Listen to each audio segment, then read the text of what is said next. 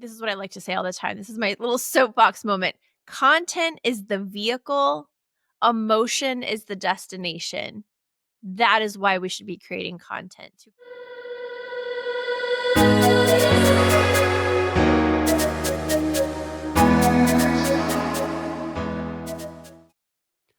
Hi, everyone, and welcome back to Your Customer, Your Success. My guest today is Brooke Sellas. Brooke is the founder and CEO of B Squared Media, an award-winning social media customer care agency, and a whole lot more. They help brands turn online conversations into measurable business results.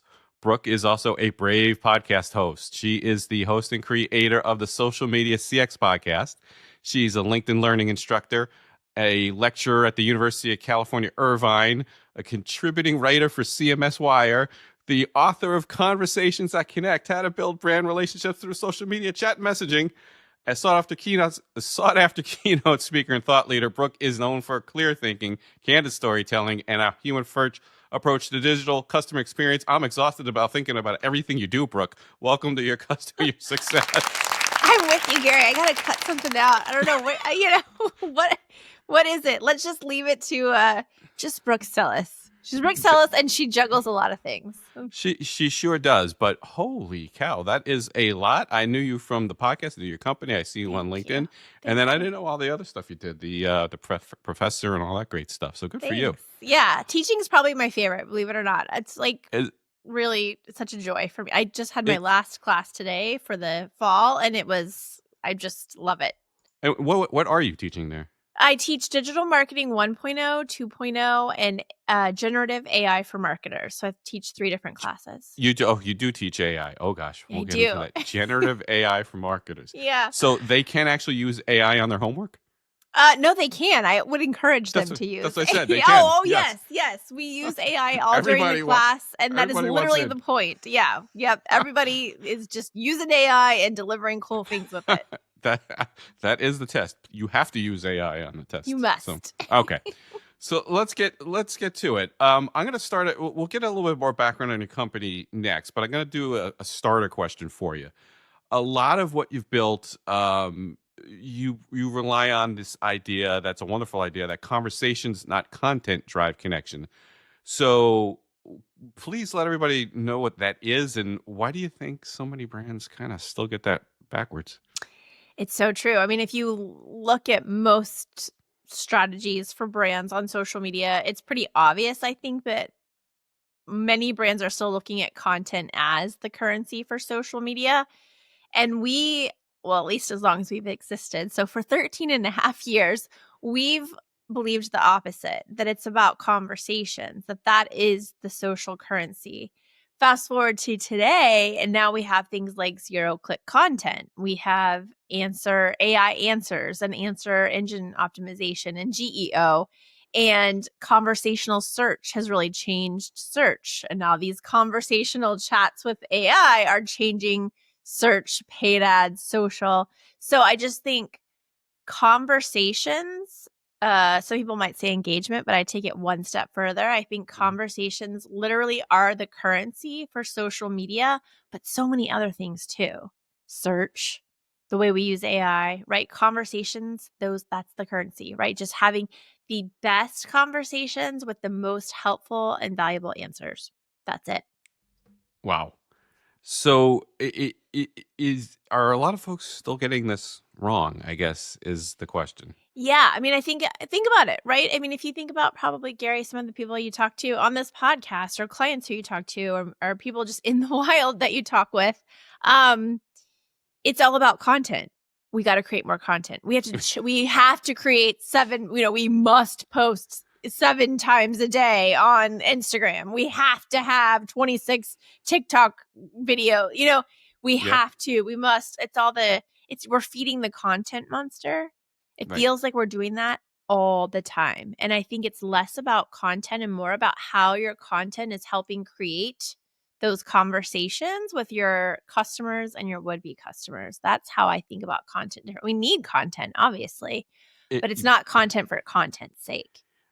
Yeah, and that's what I struggle with, right? Because that's what I'm trying to do here. But you're right. I feel like I always should be doing more content for the show Content, and content. more clips and get it out there and get it out on Instagram and get it out on YouTube and get your shorts out and do this and do that.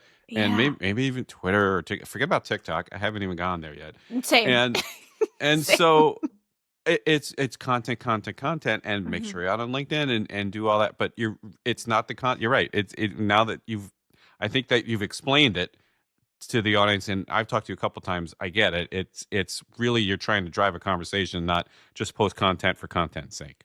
Yeah, I mean, think about it this way. Instead of content selling or marketing, which is what most branded content looks like on social media, right? There's very few Mhm. outliers, but we love those outliers. We talk about them constantly. We're like, oh man, Wendy's, they're so crazy, right? Oh, Duolingo, they answer every single person who comes through and has a question. You can do that too. You can be a Wendy's or a Duolingo. The biggest thing I should say that sets them apart is that engagement. It's not necessarily the sassy attitude or the fun, flirty, Mm. whatever. It is the fact that you feel drawn to them because the conversations are happening, they're lively, they're fun. You might even disagree a lot of times because Wendy's can be pretty snarky, right? But you Yeah. you you still want to you feel yourself drawn into those snarky little conversations or those fun flirty conversations with Duolingo because that's just human connection. We're literally talking about psychology. So I think if we remember this is what I like to say all the time. This is my little soapbox moment. Content is the vehicle, emotion is the destination. That is why we should be creating content, to create some sort of emotion in our readers, users, customers, whatever. Brilliant. And so that's when you think about it, right? That's you're driving that conversation. Wendy's is definitely sparking an emotion here and there. And that's what people are drawn to. Yeah. And obviously, we talk a lot about that in the CX world in general. But I don't think folks think about it in really the social media care sphere. They think about putting out fires mainly, right? Yeah, which I get. That I mean, that is what happens. Listen, with social media, what do we do when we have a complaint? Most of us nowadays, we run to social, right? So I get it. A lot of those conversations that you might be getting around your brand or product or service are negative. But here's what I say. If somebody took the time to complain, yes, they're probably really mad because I do this too. But they also care. If I didn't care, I would be indifferent. I'd be like, oh well, I'll just use someone else. Someone But if else. I take the time to go and complain, I am literally giving you a chance to come in and fix it. And what we've seen in the 13 and a half years we've been doing social care for brands, 9 times out of 10, people really just want to be heard.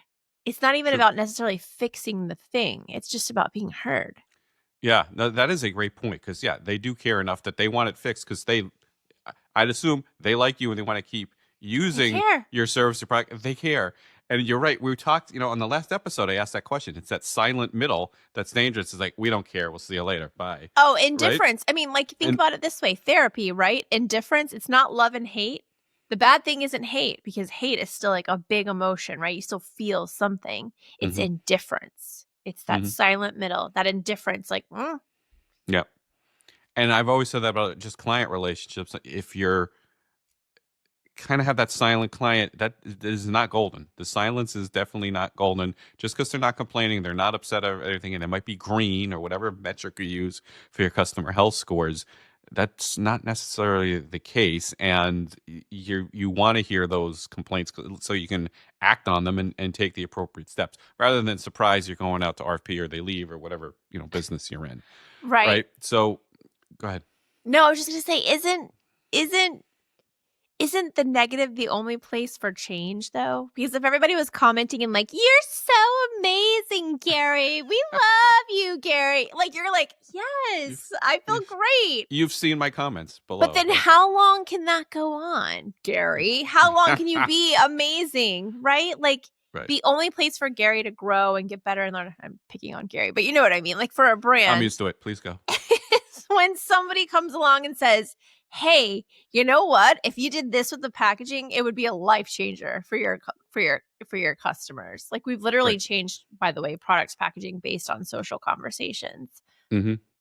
So, okay. So this is a good, we've had a bit of a chat. I meant to get right to what your company actually does because most people probably don't know exactly, if unless you're really into the CX stuff, what exactly your company does. Because I think it's Yeah. pretty unique and it's very, very interesting. So tell us Thanks. exactly what you guys do.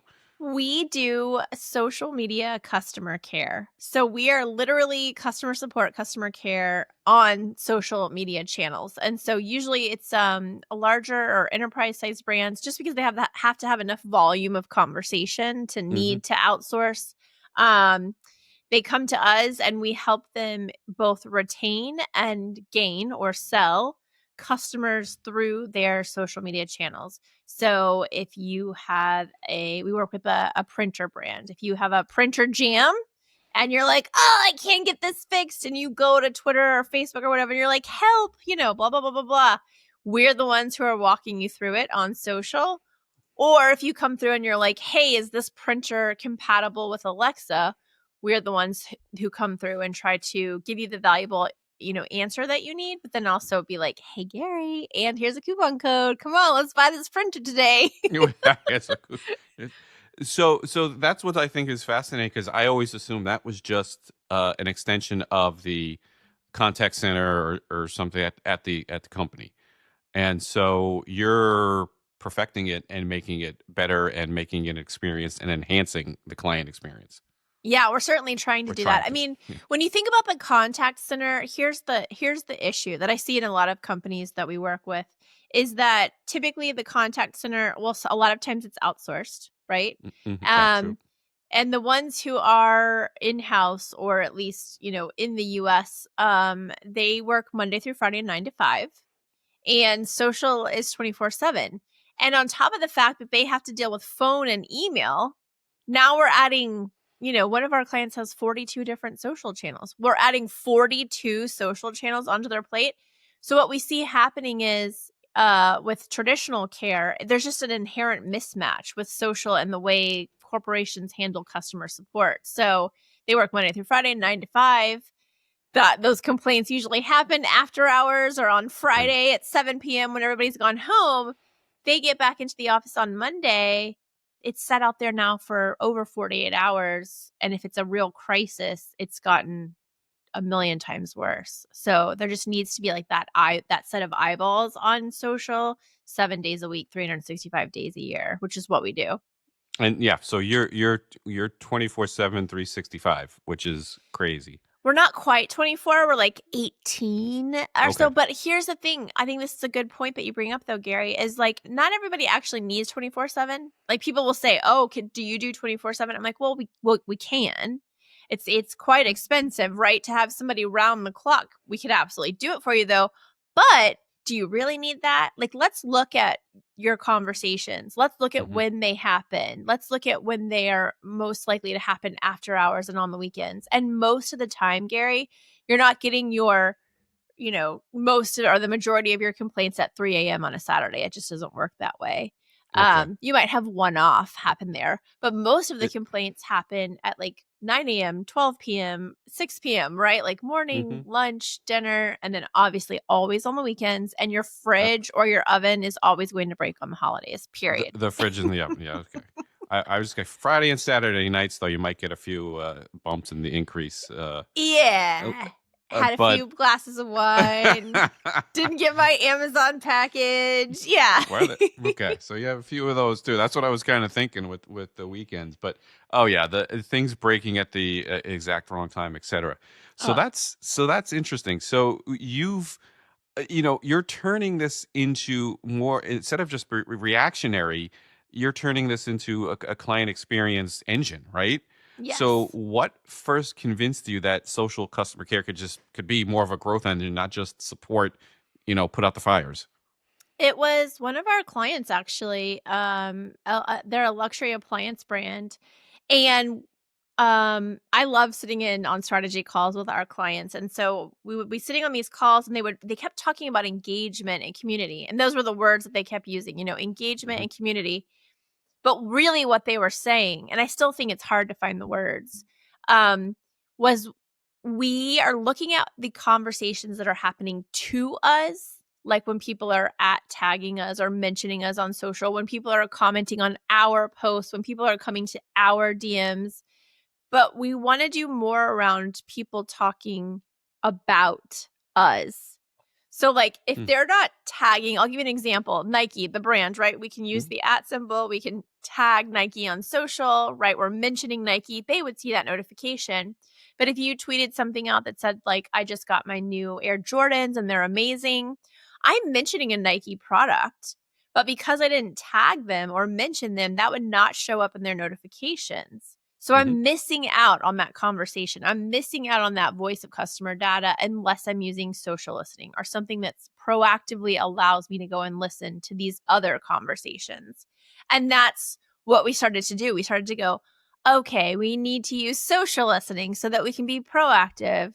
Oh, okay, we actually need to start tagging and labeling these conversations to understand, like, what are people complaining about the most? What's the top frustration? What's the top product people complain about, right?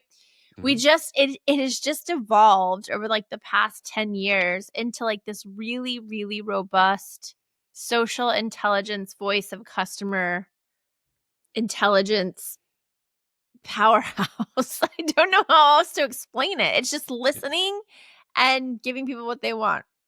It's not that hard, but it is That's very all it is? nuanced. It is That's all very it is. Yeah, it just a is a little. lot. And Yeah. then for a big brand, though, that is a lot. That is a Yes, lot of information and a lot of a lot. data and conversation. So how do you make sense of it all? How do you keep it all together? Tools. We love our tools. We're tool agnostic. We use a lot of different tools because different clients have different tools. But ultimately, uh, to not just be reactive and to be proactive, you have to be using a social listening tool. And then you have to be doing what we call tagging and labeling. And that's where you can use AI workflows for this, depending on your tool. So it doesn't all have to be, very like human heavy, but Mhm. you need to be tagging and labeling things like sentiment, product, complaint category.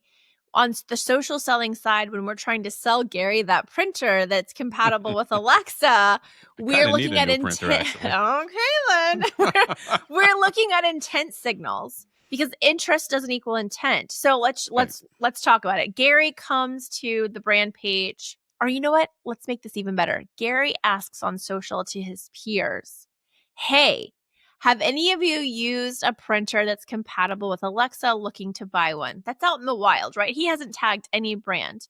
But if we're using social listening and we're putting in queries, like listening keywords around like printer recommendations or best printer or whatever it may be, we would see that conversation in the wild. And we would be able to enter that conversation and be like, "Hey, Gary, we have a printer that works great with Alexa. Here's a video on how that works." And Gary says, "Thanks." And he goes and watches the video. 9 times out of 10, he doesn't come back, right? Because he has interest, but not necessarily intent.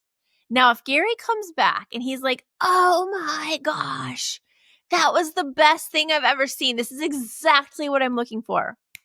Now we have intent. So we want to tag that conversation as intent with Gary, but also we'll say, "Hey, Gary, that's awesome. I'm so glad that that's working out for you. Slide into our DMs. We might have a little code for you if you decide you want to buy."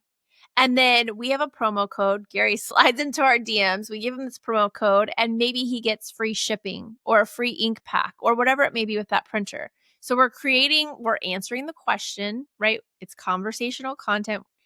We're creating that conversation. We're giving the most helpful, valuable answer. And then we're creating a sense of urgency with promo codes. And if Gary uses that promo code, guess what? That revenue gets attributed to social care. Amazing. So, if you're listening out there and you're in the market for new printers, Brooke, are you listening out there? 'Cause if you wanna get yourself a coupon, Yeah. use some codes, but that is fascinating. I before I met you, never even thought of that stuff. Oh, That well, that's really, I mean, I'm like, part of me is sad because I wish more people knew about this stuff, but you're right. I but know they don't. I know they don't. I talk to people all the time who are like, "Whoa, I didn't even know well, that was a thing." if you're a true CX nerd like we are, then you know about this stuff. but not everybody thinks of this stuff because they think it. I think the way I was thinking, like I said in the beginning of the episode, it's just people reacting like in the contact center, which a lot of Yeah. companies still do it that way, right? It's just very reactive, and that's it. They put But up to your point, this is why people have a hard time with social, because their strategies are all about content. right. They're like, why doesn't social media have an ROI? Because you're focused on content. You're not literally setting up your strategy for ROI, which is what we're doing with social customer care. So you said the magic word ROI because I always have that somewhere in my question list for guests that I prepare. What's the ROI story that you could tell an executive or somebody in the C-suite that kind of flips the light bulb on for them? Oh, Because yeah. go Okay. go ahead. Yeah, I've got it. So when we kind of first started taking this service and kind of shopping it around with our internal clients, we were asking the question, how much of your social chatter, like the social chatter around your brand, we're not even getting proactive, right? Just the stuff that's coming to you, do you think is sales support or customer support? How much of it is retain versus gain? Every single client said 0 to 5% would be acquisition or sales support. Mm-hmm. So we went out there and we started tagging all of the conversations. You can do this too, by the way. And I would start doing this immediately. All of the conversations that you're having on social, start tagging them as gain and retain or acquisition and retention. We started labeling all of these conversations. And you know what we found? For every single client, the smallest amount of acquisition chatter happening on their social channels was 20%. Some of the The brands, we have smallest. the smallest, the least amount, 20%. 20% of your customers on social are asking you about buying your product, and 9 out of 10 of you aren't even answering these people. They're like walking in your store and they're going, do you have these jeans in my size? And you're just looking at them, chewing your gum at the counter, like not answering. But that's what's happening. Right. So anyways, so once we did that, we had some clients who have like several product lines. One that has 12 product lines. Out of those 12, 4 of their products, month over month, this is every single month, have acquisition chatter in the like 50, 60, 70% every single month. Mm-hmm. Well, once we have that data, then we can start to go, okay, well, what's the MSRP on these products? So then we could say, okay, if you had 276 acquisition conversations for the month of November, and we know the product price on all of that, that is a potential $276,000 in potential revenue. So then they're like, go close those people, Brooke, go sell, right? Because they want to bring that revenue in. So then we had to come up with a way of looking at how do we help and not just sell, which is obviously answering the questions that they have as best we can and knowing that interest doesn't equal intent. But when it does look like intent, then we try to pounce with some kind of promo code. Yeah, and then so that's brilliant. So that definitely is going to open some eyes and open some ears and get people thinking because, like I told you, I haven't been thinking along these terms at all. So why don't we talk a little bit about the metrics that you use? My favorite word, KPIs. What are we doing? What are most companies doing wrong? Right. So you're going to go in same kind of question with the ROI. What are they looking at? They should be looking at, or what should they be looking at? And how are you measuring your success in what you're doing? Number one thing, because we know, and we've been talking about this, you're focused on content and not anything like we're talking about. So Hmm. number one thing, because you're probably focused on content, and that's okay, we're here to change minds and hearts, is are people talking about you on your social media channels? If they're not, that is the first problem you have to solve. You need to figure out how to start creating more conversational or talk-worthy content to post to your pages, because you can't do any of this fun stuff I'm talking about until people are talking about you, right? So that's number one. And then number two is once you are having those conversations, or if you're having them now, you'll want to start to look at volume of conversation. What's your response rate? Meaning if you have, 100 conversations come in and your response rate is 76, Well, you only answered 76 out of 100 conversations. That's Hmm. not good. Like ours is like, we are going to talk to 100% of those people unless it's spam. Then after you know volume of conversation, response rate, you think about response time, because most customers on social expect a response within an hour or less.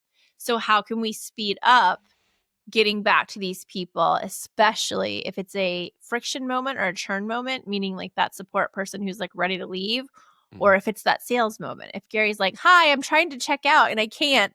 We need to help Gary ASAP or he's going to move on, right? And then we get into all kinds of things like tagging and labeling by product, by sentiment, by issue.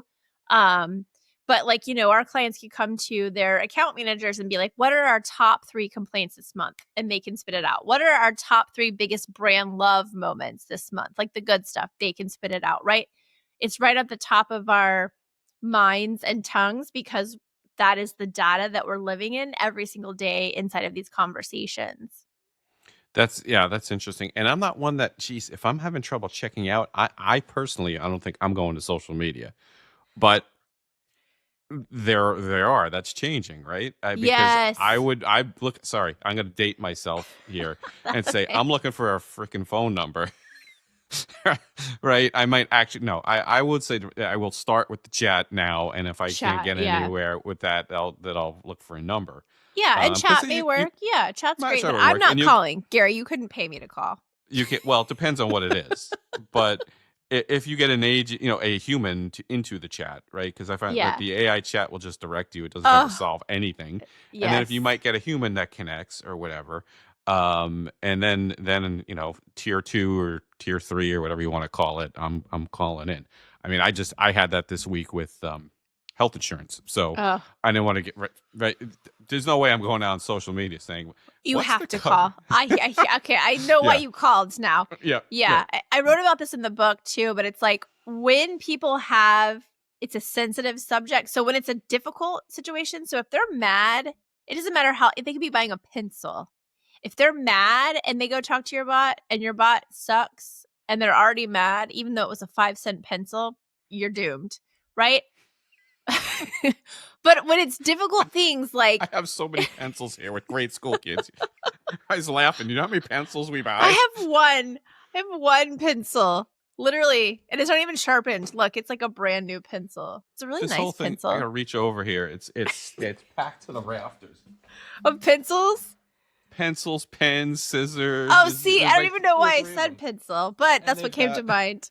they've got a whole thing over here of markers and drawing stuff. Anyway, so Yeah. But yeah. and then if it's insurance, if you want to talk to your divorce attorney, or Well, hell, heavens forbid. I yeah, don't need one of those your things. car lease is up. Anything that's like a not a run of the mill issue. Yeah, Research shows that we don't want to talk to right. AI, right? We really want to get to a human. So I'm all about AI. I love AI, but like only if there's a human front and center when needed. And I mean every time they're needed, not like we'll get back to you in 8 hours.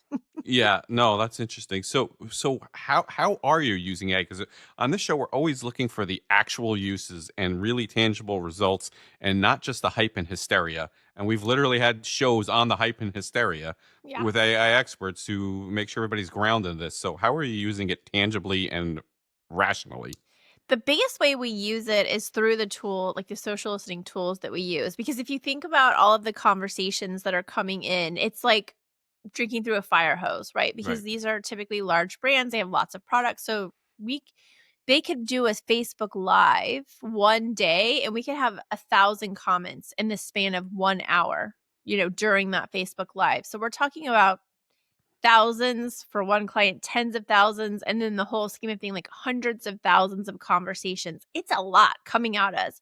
So the coolest way we use AI is to help us with what is called AI workflows, to help us tag and label those conversations. So if it sees a keyword like mad, the worst, sucks, help, issue, like anything in that problem, right, it knows to kind of flag that as like a retain or a friction or a churn situation and kind of bring that to the top of the inbox. So we see that first.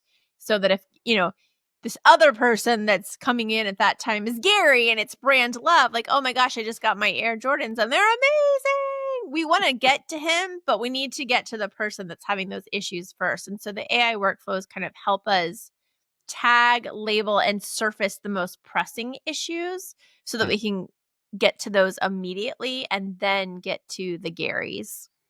So, in a very overly simplistic way, you're taking all that information, that data, bringing it in.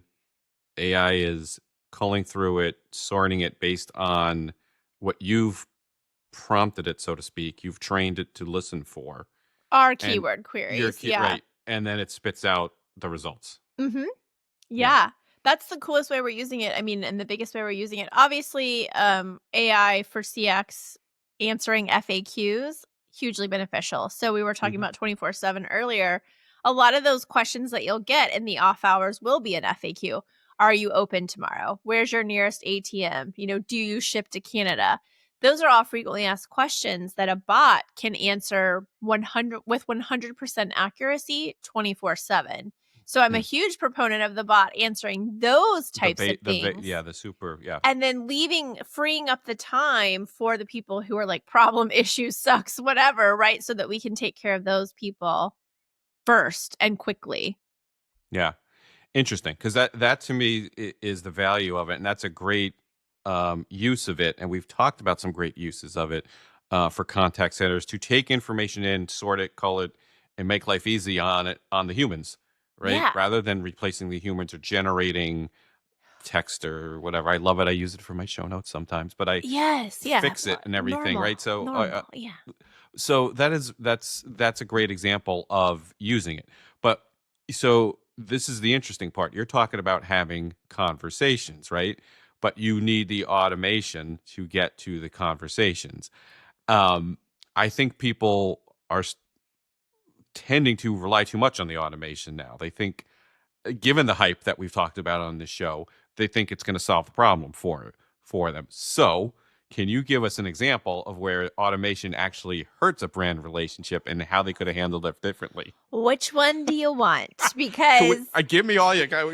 Yeah. like how much time do we have? Can we just do like a 24-hour marathon? Because I knew you'd if love you this one. looked at any of these CX companies who've literally replaced humans with AI, they've gotten themselves in trouble. Duolingo, we just talked about earlier, Mhm. beloved brand, they got themselves in trouble with AI. Salesforce, Workaday, Target, Air Canada, right? I think we are seeing a time when, yes, we want to reduce costs and increase efficiency. So we just replace humans with artificial intelligence. And what we are seeing are massive, massive failures from this. I just shared something on LinkedIn this week. I'm going to get the numbers wrong. So don't quote me on the numbers That's fine. themselves, but it was like the report said that we have spent in the US on AI initiatives some sort of like $49 billion or something like that. Something Hmm. crazy. It might have even Hmm. been 80 something billion dollars. And out of all that money spent, almost 90% of the companies who, spent that money on those initiatives say that they got absolutely zero out of it. It's shiny object syndrome at Hmm. scale, right? At scale, as we At love to s- say in CX. At yeah, scale. at scale. Yeah. That's interesting. No, I want to go back and look at that because I that's look, I love it. I love the tools that I use, but we're very consistent with our discussion on the show, grounded in reality and not overdo the hype. But that is even worse than I thought. Oh, yeah. Yeah. That is pretty bad. So there's a lot of people working hard to make sure that this stuff works. But I think it's getting to folks' heads and they're expecting too much of it and they're not really grounding their expectations in reality. And that's why I push for the clarity of language and knowing what you're talking about when you talk about it, right? Because I know a little, but I don't want to overdo it. But that's why I have guests on here that know what the heck they're talking about. I think of it this way. We can absolutely outsource IQ thanks to AI, right? We haven't even gotten to like super AI yet, but we can't yet. We might be able to someday. I don't know that we'll ever be able to do it the way the human condition needs it, but we cannot outsource EQ, emotional Mm, intelligence. It mm, just isn't, it's not there.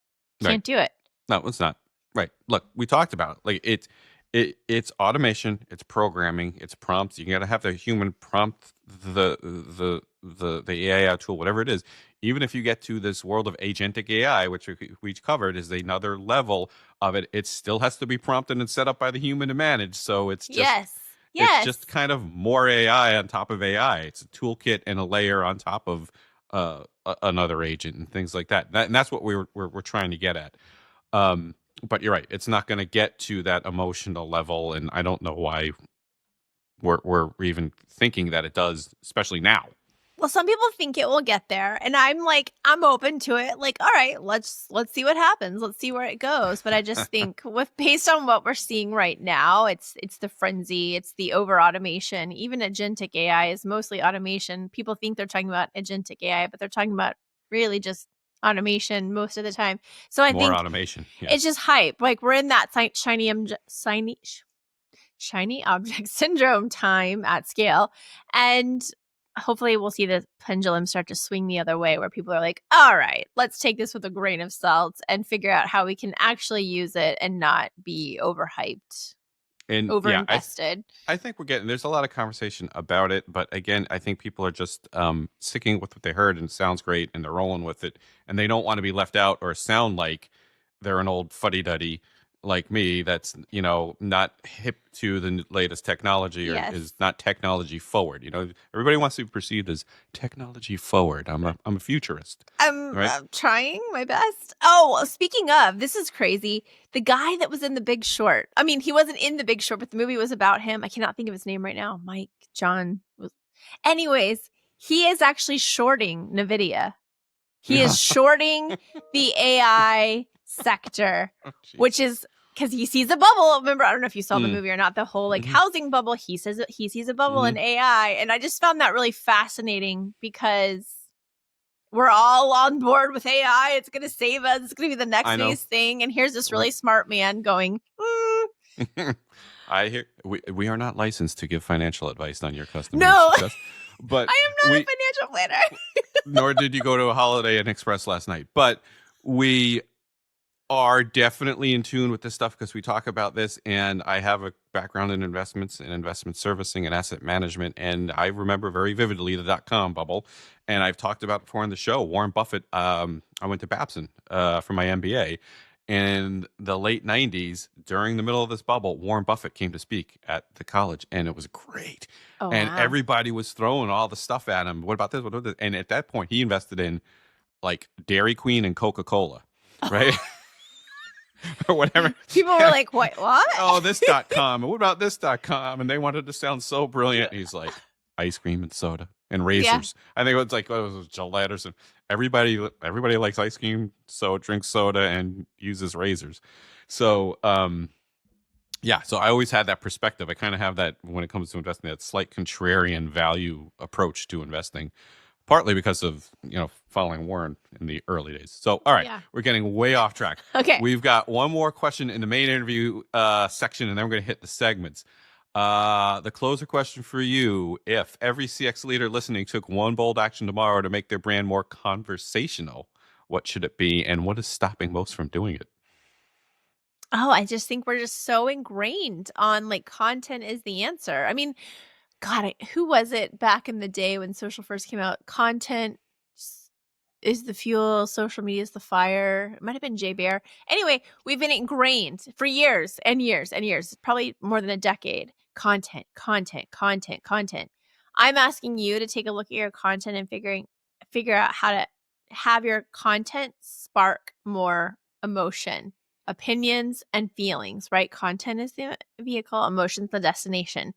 That's the one thing I would have you leave here today, because you can't even get to care, social selling, retention, all that stuff we're talking about until the conversations start happening. So you got to rethink content being the currency. Brilliant. Let's hit the segments. Let's do it.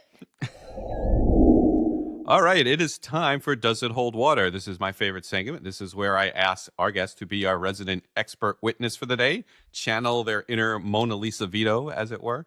And I've got a good one for you. I'm going to take the defense perspective. They're talking about B2B marketing here. Hmm. And the defense attorney today says, unfortunately, in B2B marketing, personality doesn't usually equate to professionalism. If we inject too much personality, it can dilute credibility. It's usually smarter to keep communications professional and measured. Eh. Wrong. In You the were world of wrong. in the world of B2B, we've got to be very careful. No, I disagree. I think it doesn't matter if you're a brand selling to someone on the other side, even if it's a buying group, right? The classes I teach are for a B2B brand. You're a human on one side, right? The consumer, and you're really buying from a human on the other side. And I think that personality is one of the only the real differentiation points that we have, right? We were talking about Wendy's and Duolingo earlier. Why are they so loved and talked about? Because they have a personality. They stand out from everyone else. Yeah. So I It disagree. Yeah, no, and I knew you would, and I asked it because you do see so much B2B marketing conversation out there that is so stuffy and formal, and we're in the B2B world and we have to be very sophisticated.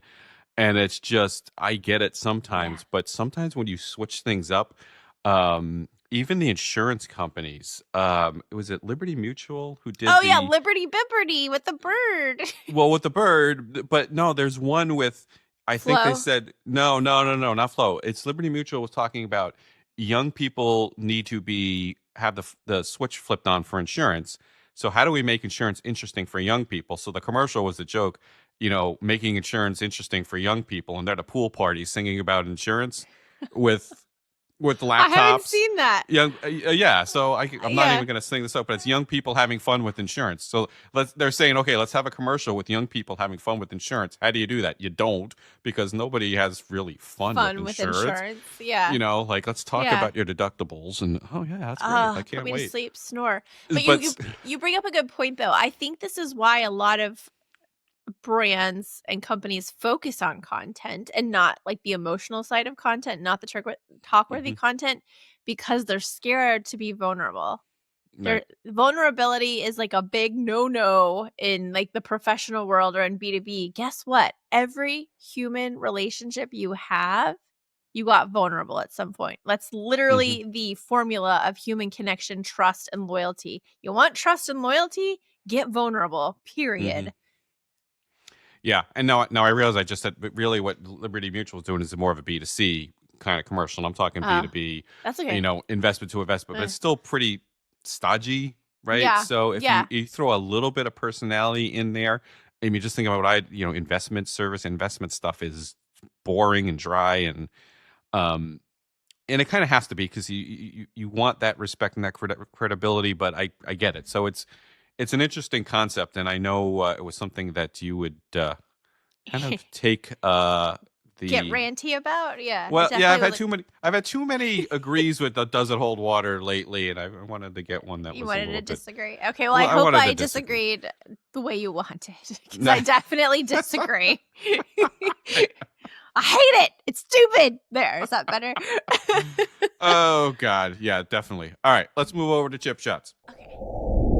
All right, folks, it's time for chip shots. This is my section of shorter form questions, fun yet still professional questions, a little bit more conversational. We try to go to 3 or 4, and I'm going to sneak in a few new ones on you today, Brooke.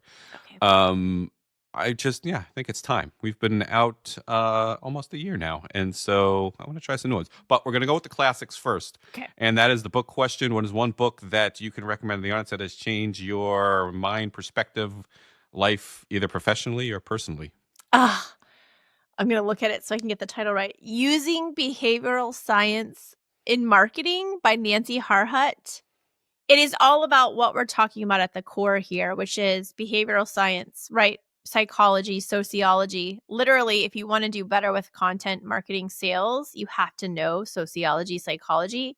True. Nancy is a queen and she's a sweetheart. And her book is like, I've read it twice, cover to cover, and the amount of tabs I have Yeah, in yeah, it, yeah. Like, that's why it's life-changing, because A, I've read it twice, but B, I just keep taking notes every time. I keep tagging pages every time. So good. Using behavioral science in marketing. Brilliant. That is something I am not familiar with at all. So I love it when somebody recommends something that I have no exposure to at all.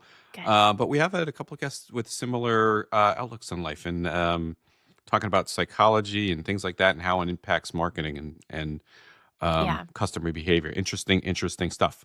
All right.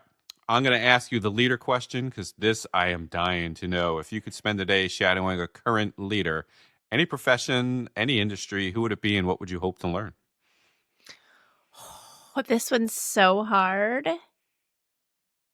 I think I would follow, I go like broad and then I go niche, broad and then niche. I would love to follow like Sarah Blakely from Spanx, right? She built the Spanx empire. I follow her on Instagram. She's just such a like an amazing, strong, fierce female leader.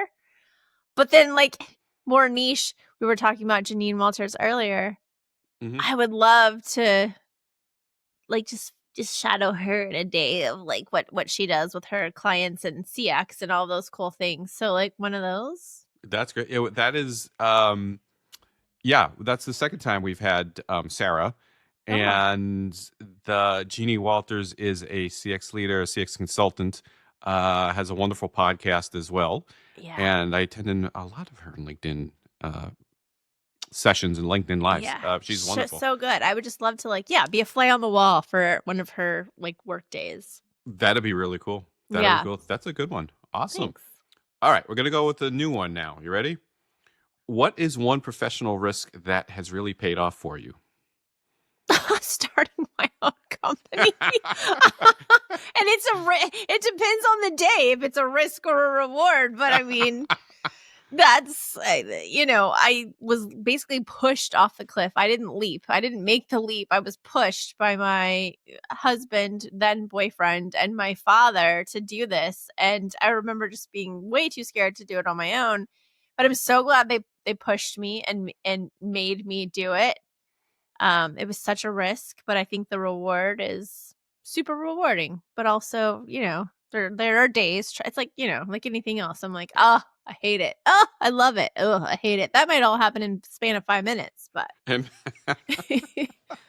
Well, I knew that was a great question for you because I obviously knew that was going to probably be your answer. But it is amazing what you've done, and it has got to be definitely wonderfully rewarding. But it's got to be so much work. My gosh, It's a lot, so good for you. Yeah, like well, a kid. It's like having a kid. I love my kid.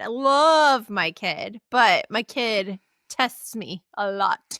Yeah, I know about that. We have two of those testers. One especially. I only got the one tester, so I'm lucky in that regard. I just get tested by the one thing and nothing else, so that's good. No, the older one is really great. The young one's really great, but he is the tester. But it is interesting. But yeah, but you have such a wide coverage.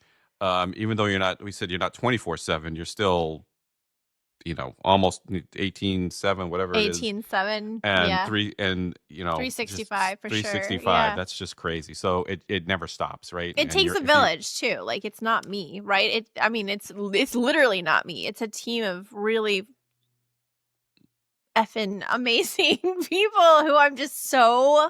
I know people say this all the time, but I really am like just so lucky to work with people who really care. I think that's why it works for us, right? Because they really care about the job they're doing, which makes our customers and their customers feel that care.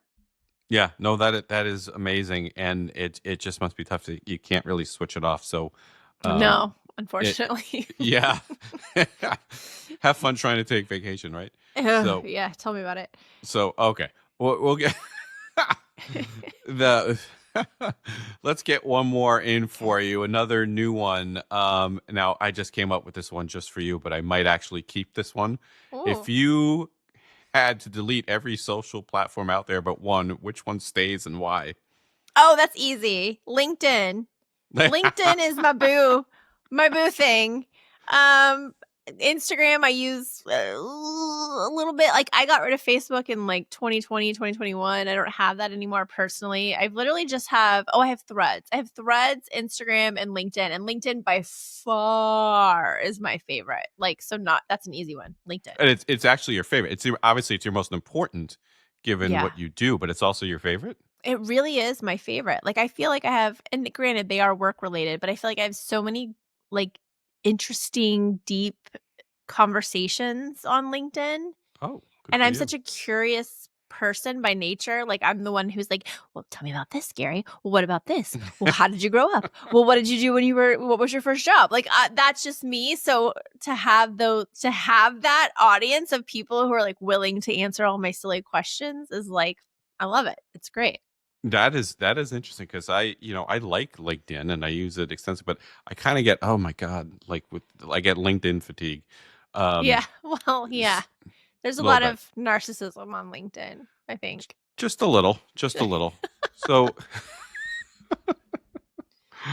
but awesome. Brooke, I can't thank you enough for being here. This has been a great conversation and very helpful for the audience. But why don't you tell everybody where they can find you and your company?